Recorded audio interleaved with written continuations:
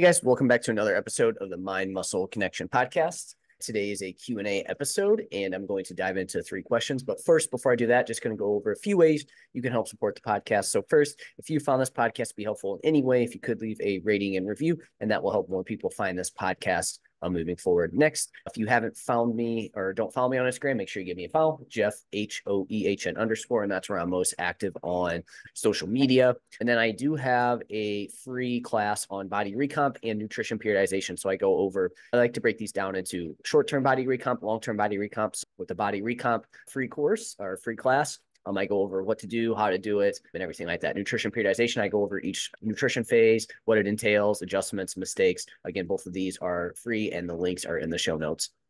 And then lastly, if you ever find yourself wondering about the perfect fitness phase for your goals, again, which phase you need to do, fat loss phase, building phase, maybe you're scratching your head over the number of workouts you need, the macros that fuel your progress, or how to keep hunger at bay while shedding some body fat. If these questions all sound too familiar, then this is where we can set up a free 30-minute strategy call, and we can tailor a plan that speaks to your needs and sets you on a path to your fitness goals. No obligation or anything like that. Just want to help you out and make sure things are moving forward there for you. So if you're interested in that, the link to that is in the show notes. So with that out of the way, let's dive into today's question. So the first question I have is, less reps, more weight, or higher reps, less weight? What's better?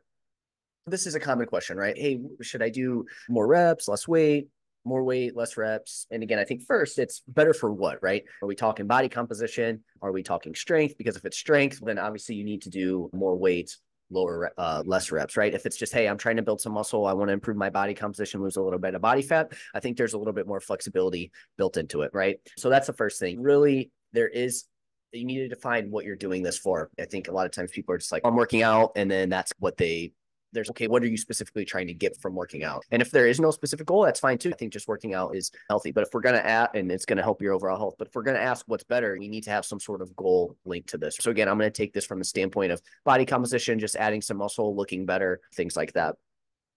And so I think this, again, it's going to come down to multiple things. I think first, what's your preference? That's the most important to me. If you find that you don't necessarily like training super high reps, when you like doing higher weight, lower reps, then I think that is something we need to take into consideration here. So personal preference is super key here on this, and I'll dive into why that is. Next, what have you been doing? If you're not happy with your results and you've been doing one approach, could we maybe start to sprinkle in something else? So if you've been mostly doing high reps, low weight, can you start to sprinkle in maybe some lower weight or lower reps, higher weight into it, right? So I think that's important. Next, injuries. That's going to be something we need to consider when we're talking about rep ranges and what reps to use, because that's going to be important. Usually, if you're finding that you're having a lot of injuries and you're training high weight, low reps, maybe you need to switch to a higher rep, lower weight approach. But I think the big key takeaway here is you really can build muscle in any rep range from anywhere from 3 reps to 30 reps. Okay. It's just, we need to make sure the training is challenging and it is overloading over time. And we also need to consider all the things that I just talked about here. Those are going to be super important. And again, I don't think it needs to be a black or white of, hey, you need to do one or the other. I think having a combination of both is going to be super helpful. But again, the most important thing is that, again, it's something you're doing, something that you enjoy, that's going to allow you to challenge yourself and overload over time. Again, if you hate what you're doing, you might need to rethink that. Again, what have you been doing? Is that working? Has it not been? Again, you may need to check that out and see if you need to make any adjustments there. And then injuries. Again, injuries could be something. But like I said, and I'm going to continue to hammer this away, the training needs to be challenging and it needs to be overloading over time to where it gets more challenging over periods of time for it to be something that is good for building muscles. How I want to kind of transition this is how to train in each rep range for muscle growth, what that's going to look like. Because I think this is something that you could take some out of it. And again, I think it shows that there is no black or white answer. You can really use multiple rep ranges. And then I'll talk about how I break down training to build muscle, like what that looks like. So I've broken this into three separate rep ranges to be used as a general kind of guideline to understand how to get more out of each rep range, and to get you to understand how you train may slightly differ depending on the rep range that you choose there with that. These are not absolutes and are more on a spectrum, right? So for example, you don't need to drastically change how you train going from, say, 12 reps to 13, 14 reps. However, going from 6 reps to 20 will likely be a bit different there with that. It also doesn't mean that if you get 4 reps instead of 6, you're completely missing messing something up, or if you're going from say 12 reps to 13 reps, you're completely screwing something up, right? I think people put too much stock into the exact rep range that they're doing, and they don't understand that like it's more so the tension that you're applying to the muscle that's most important. So again, this is where the concept of, hey, we just want training to be felt relatively challenging, and over time you're getting stronger, doing more reps, etc. And again, it's not necessarily the specific like rep range that is key there. So let's first start with this 1 to 5 rep range. So I rarely, if ever, use this rep range for muscle growth / body comp programs, unless someone really enjoys the style of training and or they see good results with it. But that typically isn't very common. In this rep range, you probably can train with 2 to 3 reps or more in reserve most of the time here. You don't necessarily need to get super close to failure. You do want to rest enough in between sets, think 2 to 3 minutes or more. And again, heavier loads are typically used here. So this is going to be the higher weight, lower rep range. This rep range is best for compound type movements. Think things like lateral raises and bicep curls are not going to be great for this rep range. You're going to think things like back squat, bench press, stuff like that, leg press, things of that nature on there with that. So that's a 1 to 5 rep range, right? So that kind of takes care of that. Less reps, more weight there with that. Now we have this kind of moderate rep range, 6 to 12. And this is where the bulk of my clients who want to build muscle, like where their training is going to be, right? We're going to spend most of the time in this rep range. You don't have to train to failure, and you can get a lot out of training 1 to 3 reps in reserve most of the time in this rep range. However, going to failure every once in a while is not a bad idea, and on more isolation type exercises versus compound type exercises. Again, like you can use this rep range, just understand that you want to make sure most of your training's in that 0 to 3 reps in reserve. So you're getting close to failure, right? Things are slowing down, things are getting challenging. And again, over time, we're progressing. And you can use failure in this rep range so long as it's probably more so like isolation type exercises. Like if you're using the back squats and say like 6 to 12, and I'm just using that as an example for compound lift, you probably can stay a little bit further away from failure on that. And the cool thing with this rep range is you can really make all exercises work in this rep range. We probably want to rest 1 to 3 minutes on average in this rep range. And like I said, more times than not, you want to make sure you aren't under recovered going into the next set. But from time to time, we may use things like incomplete rest methods to be more efficient to elicit a slightly different stimulus. Think things like mile reps, rest pause, drop sets, shorter rest times, etc. So on average, you probably want to train about 1 to 3 minutes in between sets most of the time here on this. And you just don't want to go into your next set under recovered, right? So that's where you kind of get that 1 to 3 minutes on it. So that's more like medium weight, medium reps on there with that. Now we have the kind of less weight, higher rep range, right? This is the 12 to 20 plus rep range. And so with this rep range in particular, you most likely need to get closer to failure more often in this rep range compared to others. So you really need to make sure you're taking the target muscle close to failure. Now, the problem is it's tougher to gauge training intensity in this rep range. So it's tougher to gauge your reps in reserve. So people usually leave more reps in the tank than they think in this rep range. And that's where things become challenging, right? This is your kind of pump training, high rep training. You get your heart rate up, but you feel like you're working hard, but you actually don't really take the target muscle as close to failure as you're thinking. Part of it is just because it sucks and it's really challenging to do there with that. And like I said, it's also just tougher to get to failure in this rep range because of the mental fatigue and things like your cardiovascular system fatiguing before the target muscle. So what I mean by mental fatigue is like, man, doing 12 to 20 plus reps in a set, it just gets mentally just exhausting. You're just like, okay, I'm freaking done with this. This is already taking me 45 seconds. People just leave a lot more in the tank in this rep range. They go back to is less weight, more reps better. You can still use it. It's just, hey, we have to understand the potential downsides of using this rep range, and we need to make sure that we utilize that. This rep range likely provides a slightly different stimulus than training in like the 6 to 12 rep range. So it's not a bad idea to include some of this from time to time, especially if you find that you do a lot of training in that like 3 to 10 rep range there with that.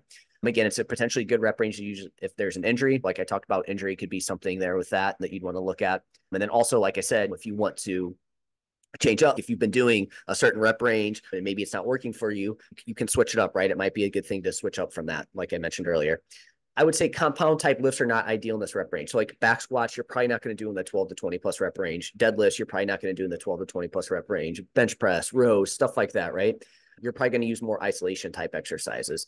And then rest will likely be anywhere from 45 to 90 seconds on average. But from time to time, we may use incomplete rest methods, like I mentioned in the last one, things like mile reps, rest pause, drop sets, etc. And this. So those would be the 3 rep ranges and how I would train. Again, you can use all 3 rep ranges to build muscle. It's just, hey, okay, what do you like? Did you have any injuries? What have you been doing? And are you making sure that no matter what, that it's challenging, right? If you can check those off, we can use a lot of different rep ranges. Here's what I'll say my training looks like for clients who are looking to just improve their body comp and build muscle, right? So in the 1 to 5 rep range, we spend about 0 to 10% of our time training in that rep range on average. In the 6 to 15 rep range, this is 80 to 100% of their training is in that 6 to 15 rep range there with that, right? So we're going to spend the bulk of our time in that 6 to 15 rep range. And then 15 plus rep range, probably again, 0 to 10% on this. I should probably say 0 to 20% because it could be where we do 80% in that 6 to 15 and then 20% in the 15 to 20 or 15 plus rep range there with that. So that's how I break down the training, right? So that gives you an idea of, hey, is more reps or is more weight better? Again, you can decide on that. And then now you know how to train in each rep range and how to potentially break it down into your full training program there with that. All right. So next question is, when you start a reverse diet, how do you know if you're gaining muscle or fat?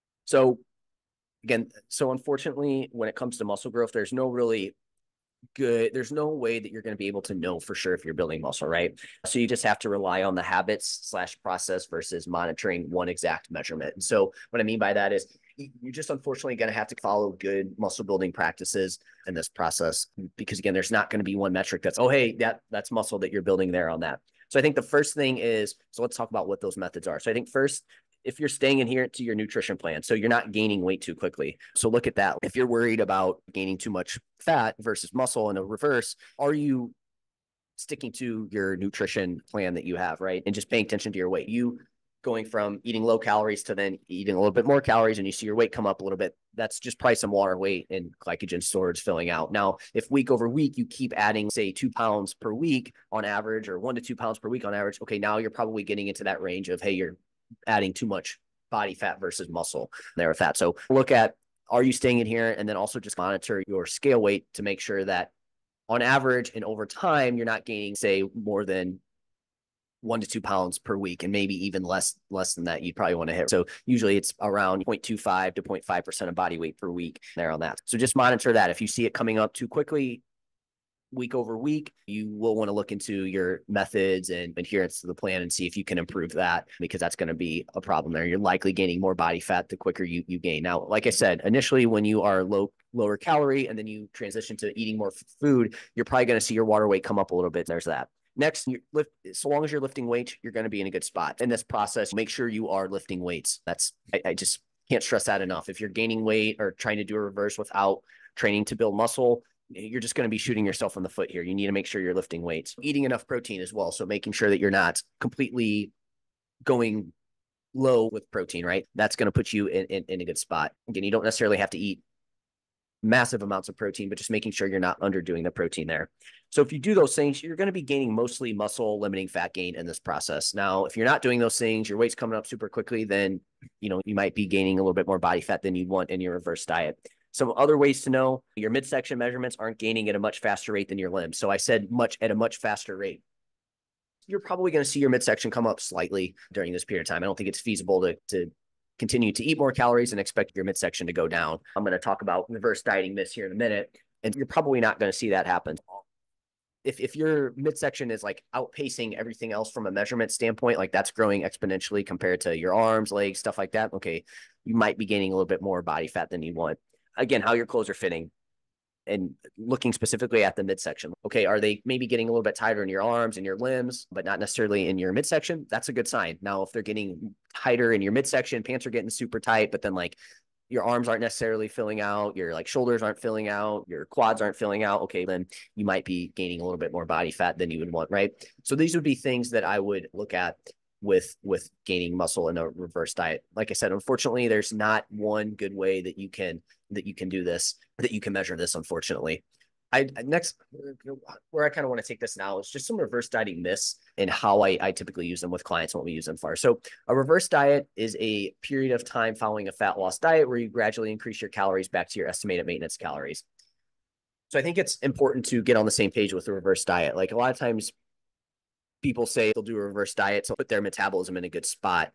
If you haven't done a fat loss phase and like you're thinking that you're not losing weight because you need to do a reverse diet, that's probably not the issue that's going on here, okay? You're probably over consuming calories more than you think, and you just need to get that dialed in. Whether you're tracking it or not, if you're tracking it, I'm eating 1,600 calories, I'm not losing weight, I need to do a reverse diet, you're probably underreporting somewhere, and you just increasing your calories likely isn't going to be the thing that get you back on track here. So again, it's important to get the terminology down here with this. A reverse diet is a period of time following a fat loss diet where you gradually increase your calories back to your estimated maintenance calories. It's a strategy I use with clients, but its benefits are commonly overplayed, and there's some myths surrounding a reverse diet. So I think the first myth around reverse dieting is it's going to increase your metabolic rate from previous numbers. What will happen is that as you get closer to your maintenance energy balance, if you were in an actual deficit, right? Again, you saw your weight trend down, or maybe your calories are super low and like maybe your body adapted to that low caloric intake. But again, this is under the assumption that you had already lost a good amount of weight. As you get back closer to your maintenance, you will see an uptick in your metabolic rate, right? But it's not going to increase over what it was previously. There with that. One thing you can try and do, though, is add more muscle, as this may increase your metabolic rate slightly over time. So this is where making sure you get enough protein in, lifting weights is going to be super key in this. The next myth is it's going to make your next fat loss phase easier. It's not going to make future fat loss phases easier. How your body responds to an energy deficit is just very individual. Some people will just always have a tougher time than others. And this person just sees more side effects like hunger, lower energy levels, etc. Again, adding muscle can make future fat loss phases easier and more experienced fat loss dieting, but reversing your calories back up will not make future fat loss phases either, right? There's this thought that, oh, if I increase my calories for a little bit of time, that means I can lose weight on more calories. That's not the case, right? Again, a lot of times when people track their calories, they're not dropping weight like they want. It typically comes down to they're not in a energy deficit for extended periods of time. They're underreporting on accident or on purpose, whatever it is there. Again, your future fat loss, reverse dieting is not going to make your future fat loss phases easier. Another myth is that you're going to get leaner adding in calories / going to maintenance. Part of the reason you stay lean is that you slowly add calories and are still in an energy deficit for some time. This is also more of an illusion because body fat takes time to accumulate, so you don't really notice it, right? So therefore, as you are increasing your calories, you still feel lean because you are still leaner than you were before. Now, this is, again, if you're coming out of a fat loss diet. So you think you're able to eat more and stay lean. Also, what I commonly see here, and this is what I talk about, is a lot of times people may have also really been restricting calories. Say they're going for like 1,200. So adding more calories helps you with hunger, cravings, and energy levels. And because of that, you end up moving more throughout the day. And so with that, you were in a large deficit. You're trying to hit a large deficit, but that was so challenging for you that somewhere along the lines, you went off plan and you ended up eating more calories than you think, right? So again, maybe in the short term, you were in a calorie deficit, but over time, you were not. So again, a reverse diet's not going to help with that, but it can help you. Hey, if I go from trying to eat 1,200 calories a day to 1,500 a day, I can stick to that better. I feel better. Now you're actually likely to stick to a calorie deficit for extended periods of time. Again, maybe adding slightly more food means you can adhere better to a deficit. So if you're trying to be overly aggressive with it and that over aggression or that over aggressiveness causes you to end up consuming more calories than you think over time. But you're not getting leaner because you're reversing your calories there with that. Myth 4, you need to do it to jumpstart weight loss again. There's two scenarios here. One, you have a lot of diet fatigue, hunger, cravings, low energy from being in an energy deficit for a period of time. Because of this, adherence becomes challenging. However, this is under the assumption that, again, you've been seeing your weight trend down over time. If you never lost 10% of your body weight or you lost less than 10% of your body weight, you likely are just consuming more calories and you think it's more mental fatigue than actual diet physiological fatigue going on, right? Again, you need to look at your methods here if that's you. It's not that there's anything wrong with you. Again, your methods are just off, your lifestyle's off, you need better habits, whatever it may be. And then the other thing here is maintaining an energy deficit consistently is tough, especially if you go at this alone. The other issue here, again, it just comes down to like, it's challenging to actually stick to a calorie deficit over time. So again, a lot of people think something's wrong with them, but they just don't understand that this is a challenging period of time and it's a tough thing to do in today's modern environment.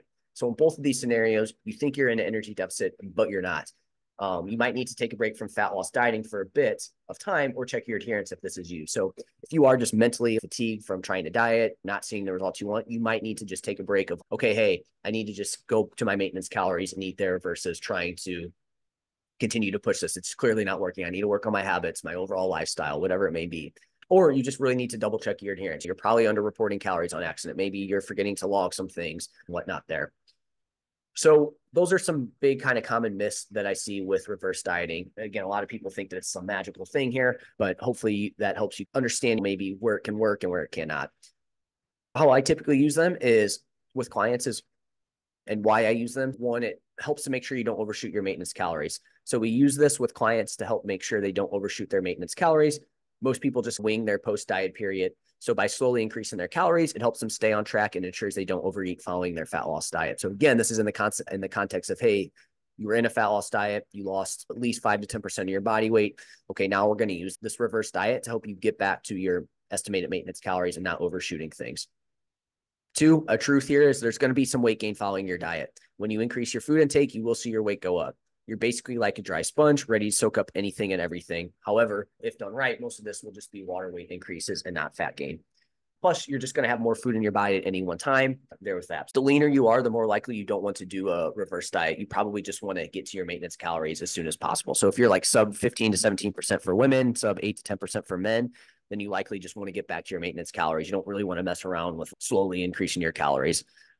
Whereas if you are over these numbers, a reverse diet will be better for you if you want to stay leaner for a little longer. So if you're over 8 to 10% for men, over 15 to 17% for women, you can probably mess around with slowly increasing your calories, right? The reason we don't want to slowly reverse calories when you're sub 8 to 10%, more than 15 to 17% as women, is you're just spending time in that kind of really lean state that probably isn't great for overall health. Blood work's probably going to be off. You're going to be super hungry. You're going to be lethargic still, things like that. Whereas if you're above these numbers, you're probably not going to really have as many of those issues. So you can slowly creep back up to your maintenance and spend a little bit more time in a deficit. Again, the main goal is to get you to your maintenance calories, as this will lower any fatigue you have from being in a fat loss phase. So again, just there's one takeaway from this. The main goal of reverse diet is to get you back to your maintenance calories without overshooting. 4, there really is no downside to just going straight back to your estimated maintenance calories if you want to. Just a reminder that 1, there is going to be some weight regain following a fat loss diet. Most people just wing their post-diet period, and that's why they gain a ton of weight following a fat loss diet. So by still tracking, you're ahead of most people. Lastly, if you are at your maintenance calories and your weight is shooting up, you may be underestimating your caloric intake, so you need to double check this. So hopefully that gives you some insight into reverse dieting, some myths around it, what to look for when you're reverse dieting, and why I'll use them, and some truths around them. So that way you just have a better understanding. I think the big thing is getting on the same page with the terminology of a reverse diet. Again, if you're just somebody who hasn't been tracking your calories and you feel like you're eating low calorie, but your weight's not moving, a reverse diet's not going to be like, there's not going to be any magic benefit of you just increasing your calories. It's just, hey, you need to track, see where you're at, and then go from there. So hopefully that was helpful. Let me know if you guys have any questions on that one. And then the last question for the day is hurt back working out, 2 weeks out of gym and counting. Any advice? So here's how I would manage injuries in general. This isn't necessarily this isn't back focus. It's just injury focus more than anything. So 1, do muscle groups, exercises that don't bother that area. So, in this case, find exercises, machines, whatever it may be, or anything that you can train other muscle groups, just that you can train that isn't going to cause pain. That would be my first thing that I would do. So really try to limit. So anything that you think is going to bother it, don't do it. Anything that does bother it, don't do it. Find exercises that don't bother it. And then from there, focus on other muscle groups as well too. So 2, don't do anything that does bother it. 3, stay hydrated. This is going to help make sure that you're in an optimal spot from overall health standpoint. Hydration is going to just be great from that standpoint. 4, get some low impact movement in. So make sure you don't just not do anything. Make sure you're still doing things to get some movement in. So we want to make sure we're getting some sort of movement in. This can be walking, this can be biking, whatever it is, just get some sort of movement in. That's going to help get blood flow throughout the body, which is going to be super helpful. 5, make sure you have a good base of whole foods in your diet. These can help lower inflammation levels. Plus, it's going to ensure that you're going to get all the vitamins and minerals you need. And, it's going to make sure you're not missing out on any micro or macronutrients as well, your carbs, fats, protein. And again, also make sure you're not under eating or overeating either. Find that kind of happy medium here when you're injured. 6, prioritize sleep. That's obviously going to help speed up the recovery process. So make sure you're getting good sleep. And then 7, supplements. Things like creatine, fish oil, and multivitamins can all help here in this process, right? Creatine can help with recovery. Fish oil can be anti-inflammatory. And a multivitamin just ensures you're not missing out on any essential vitamins and minerals. That's how I would go about any injury. Again, whether it's low back, knee, anything like that, this is how I would go about that. So that's it for this episode. Just as a reminder, if you have questions like these, again, what phase of training do you need to be in? What phase of nutrition do you need to be in? How many workouts do you need per week? What's the macro split you need to be on? How can I manage my hunger? If these are all questions that you typically have, then my free 30-minute strategy call is for you. We dive into these things. We troubleshoot any issues you have, map out a game plan for you, and this will help move you forward. Again, no obligation or anything like that. The link is in the show notes. I'm there for that. And that's it for this episode. And I will chat with you guys next time.